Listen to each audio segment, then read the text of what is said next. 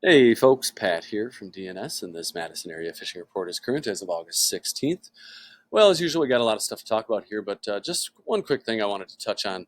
We get a ton of folks come through the door that want to learn to fish or want to know more about fishing. Some folks walk through the door and say, I literally know nothing about fishing, never done it in my life, and I want to learn. So, and of course, we're happy to help people out, but we can only really do so much from the shop here.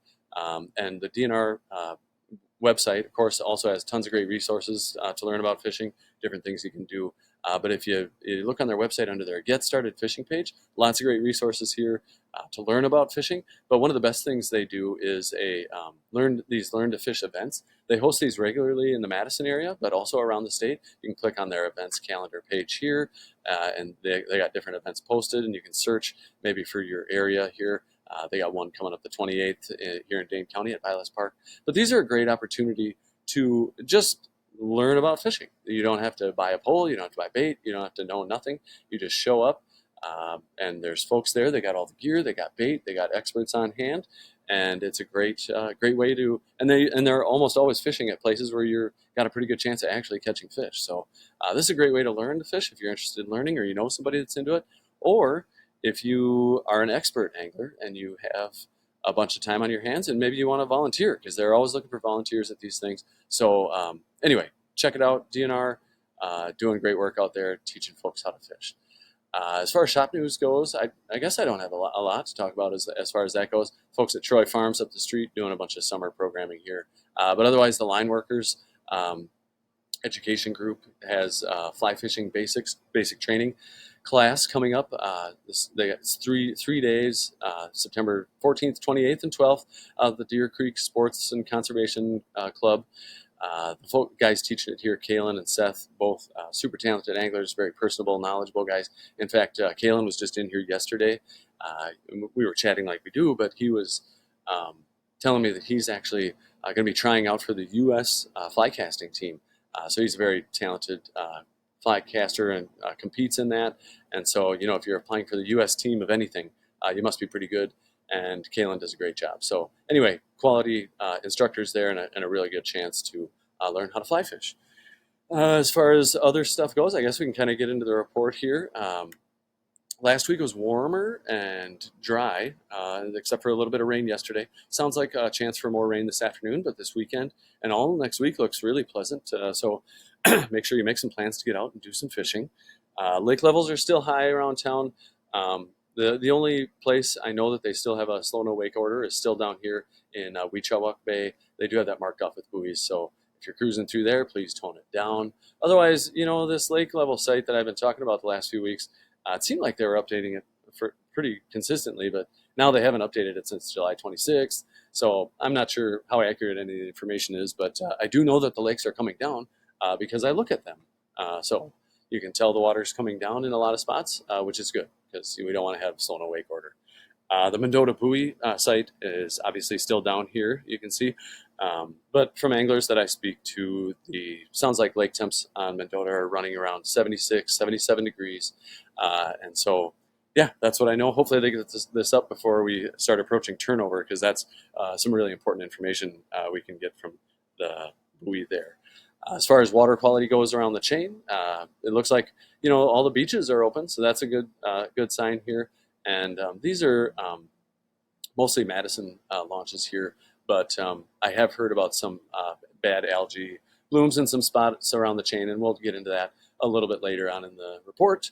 As far as tournaments go, looks like the Madison Bass Club has a tournament down here. I think they're launching off Wabisa. It's their Bass Classic, and it's a 50 boat tournament, so it's not huge, but you might notice things be a little more traffic out on Monona and Wabisa on Saturday. And good luck to all the folks fishing in that tournament. I'm sure a lot of them come in the shop here. As far as other stuff, I guess generally around the chain, outside of a couple reports of algae blooms and floating weeds here and there, fishing has been good. And generally speaking, this time of year, if you can find a weed line, you're likely going to find fish. Look for gills congregating on outside weed edges in 10 to 15 feet of water and in weed pockets in there too. But I've heard about fish out as deep as 20 feet on the bottom. Same thing on Monona.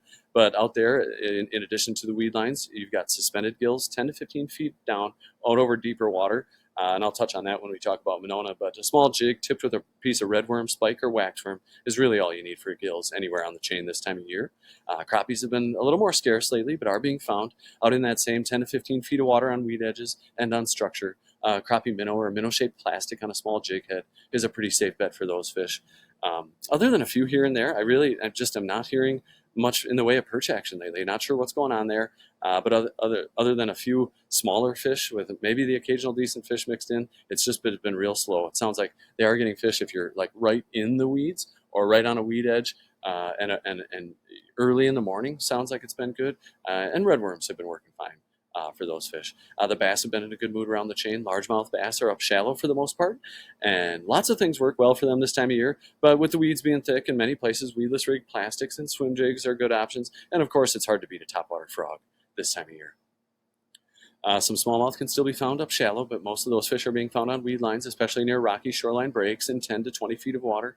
Catfish are dispersed back out into Lake Mendota, so you never really know where you're going to run into one of those big fish. But they're always exciting when you get them on. Walleye are being found out in mid-lake humps in good numbers, but they're still getting some fish on those same weed lines near shoreline breaks in 15 to 20 feet of water and deeper water on sunny days. Half a night crawler with a large fathead on a jig or drop shot is a good idea for those fish. That's not to say folks aren't getting fish trolling, crankbaits, and mostly crawler harnesses this time of year. And when the walleye move up shallow at night, jerk baits and swim baits are also great options for those fish. With the water temps being close to that 80-degree mark, make sure you're checking temps if you're fishing for muskie this time of year. When the water gets to that 80-degree mark, most muskie anglers give those fish a break because those fish can actually die from stress after a fight. But I was talking to Noah Humfeld from Madison Angling Guide Service just yesterday, and he says that he's been seeing temps on the lower chain, Monona, Wabisa, from 74 to 77 degrees, and the muskie action's actually been picking up for him lately.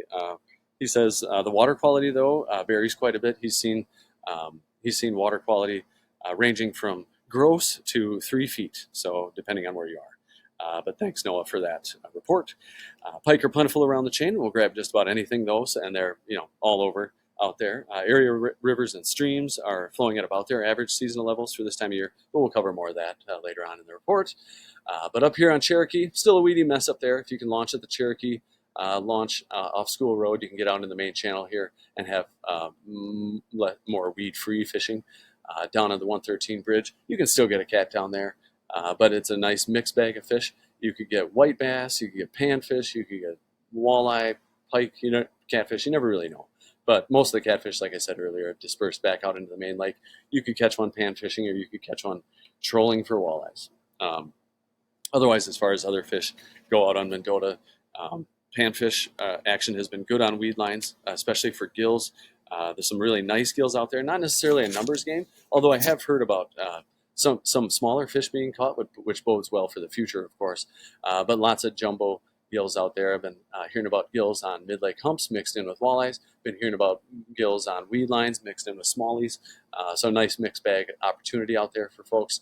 Speaking of smallies, like I said in the intro, they've been getting them on weed lines in rocky areas, Maple Bluff, Governor's Island, Picnic Point, Fox Bluff, are all good spots to look for smallies. And walleyes, like I said, are also being caught along weed edges, but a lot of those fish are moving out to mid-lake humps. So Dunn's Bar, Second Point, Commodore Bar, Brearley Bars are all good places to look. Pike are plentiful, especially on Lake Mendota. I have been hearing about some good action for walleyes in the evenings from shore anglers along Picnic Point, University Shoreline, and the Tenney Park Breakwall.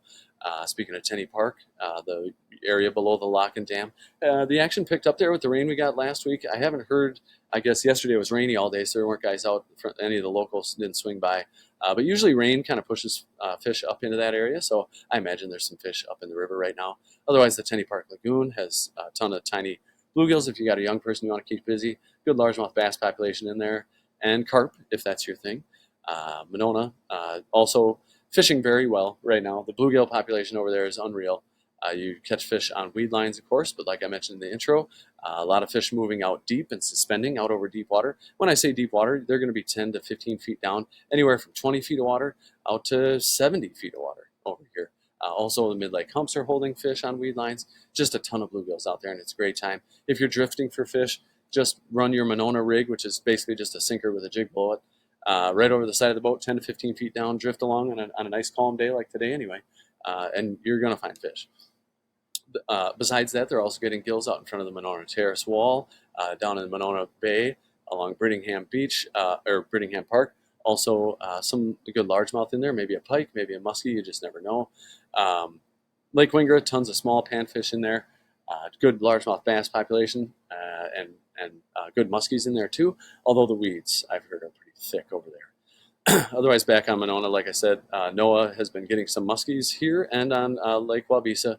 I haven't really heard many reports come into the shop on the muskie front, but if NOAA says that they're chewing, they're definitely chewing. So Turville Bay, Squaw Bay, or Weechowuk Bay, also great areas for panfish.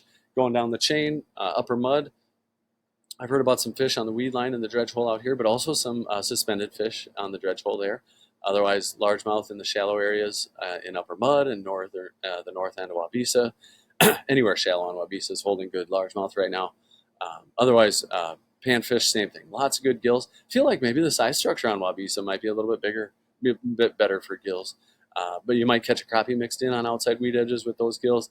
Walleyes off Hog Island here, also Babcock Park to Bible Camp, always a good, pretty safe bet for walleyes there. Weed lines, jigging, and trolling has been effective. Keeganza continues to be Keeganza. I just don't hear a ton of reports. I have heard about some nice gills coming off the south weed edges on the south end, and the state parks over here is along that shoreline there has a good chance for walleyes. The slow no wake order on the Rock River, at least in the Lake Koshkonong area, has been lifted. I haven't heard a ton coming off Kosh, other than the internet telling me that they're getting some walleyes trolling with some crappie and white bass occasionally mixed in. Indian Ford Dam and up here at the Jefferson Dam have been producing a nice mixed bag of fish. More and more folks coming through the shop that have been getting up there. Beaver Dam Lake, as always, great catfish bite up there. And I heard the walleyes turned on just recently, too. A couple of reports of some good walleye action. As far as fishing on the river goes, the river is back down to its seasonable levels. Look for fish in their usual haunts, like deeper corners, if you got a sharp corner or something, or behind sandbars, usually some deep water behind sandbars, or shoreline wood, also great areas that hold fish. But yeah, casting for those fish, minnow-shaped things, frogs. I know Kyle Zempel at Black Earth Angling Company loves tossing frogs close to shore this time of year. But if you see smallies busting minnows in the surface, get in there with something and you'll likely get hit. Otherwise, the dams up and down the river, great spots for a mixed bag of fish, good catfish action, but you really never know what you'll get. And that goes for Prairie du Sac, Wisconsin Dells Dam, Castle Rock, Petenwell. As far as the flowages go, they're all pretty much the same too. Good walleye action on all the flowages from what I've been hearing, trolling anywhere from 5 to 20 feet of water really, but shallow bays and stuff, good panfish action. I have heard about some good bass action on Lake Wisconsin lately, good smallmouth bite going on up there. Otherwise, yeah, like I said, same thing, Castle Rock, Petenwell, they're getting good fish. More so Petenwell, I guess, from what I hear, but that's typically the case. The Mississippi River's back down to normal levels, so folks are fishing out there. Fishing wing dams, finding a good mixed bag of fish. Otherwise, perch on weed edges have been good. Over to Milwaukee, I think they got a bunch more rain than we did yesterday. I saw the river over there jumped quite a bit yesterday, so you might want to lay off the Milwaukee River for a couple days. But if you're looking to get salmon out in the Big Lake, they are the charters are doing well. You got cohos, kings, and steelhead all mixed in together. Soon those fish are going to be moving into the harbors, though, in the next couple of weeks, and that offers good action for not only shore anglers but folks in boats too. And jigging, casting for those fish is a blast. Otherwise, in mid-September here, they're going to be moving into the rivers and heading upstream, and that's when I like to chase them. So a lot of good fishing to come here in the fall. I guess that's pretty much it for the report. I do, as far as warm water goes, as far as trout fishing goes, streams have been in good shape around the chain. I've been hearing about some great action on terrestrials, but if you're fishing spinning gear, Rapala countdowns, and crappie-sized tube jigs are a good idea. Small spoons are a safe bet. If you want to toss meat, of course, a red worm under a bobber is a great way to go. But on the fly side of things, like I said, Mayfly hatches aren't very frequent this time of year, mostly limited to early mornings and evenings this time of year. But as things do cool down, you may see some more of those hatches coming off. Generally speaking, lighter colored mayfly patterns are what you're going to want to have on the dry fly side of things. Otherwise, mayfly nymphs and woolly buggers work all times of the year. Um, I guess I was going to talk about the rain a little bit too. We did get some rain Monday, and I don't know what the rain today is going to do. It seemed like most of the rain stayed south of Madison, so if you're looking for fishable trout water, I'd look north of Highway 18 out here. But yeah, anyway, I just wanted to mention that. Otherwise, yeah, back to dry flies. If you're fishing dry flies, mayflies, you're going to want lighter colored mayflies this time of year. Soon we'll be in some caddis coming off too as things cool down. You want to be having tan, lighter colored caddises there. But really, this time of year, all you really need to fish is terrestrials. So terrestrials being ants, beetles, crickets, small grasshoppers. You could get them on. I'd use a smaller, like green or grasshopper right now. They'll get bigger as we go through fall here. But yeah, that's really all you need. It's great action. Throw those flies at the bank and hold on to your rod. As far as our Happy Fly Day feature, we've been covering a lot of warm water stuff since you do want to be watching those temps if the water's too cold for trout. Chase some bass or something somewhere on the river. I've been going over different bass flies the last few weeks. Thought I'd touch on some toothy critter flies that we have here at the shop. You can see they range in size from like 10 inches down to some little bluegill sizes here. We got a bunch of other ones here at the shop. This is just a smattering, but yeah, swing by and check these out. Get out and do some warm water fishing. It's a great time of year. And when things cool down, those muskies and pike really do put the feed bag on. I guess that pretty much does it for the report then. Feel free to call the shop, 241-4225, if you want us to expand on anything. Share your catches and comments below. Love to see how folks are doing out there. I do appreciate you tuning in. I wish you luck out there, and we will talk to you next week. Take care.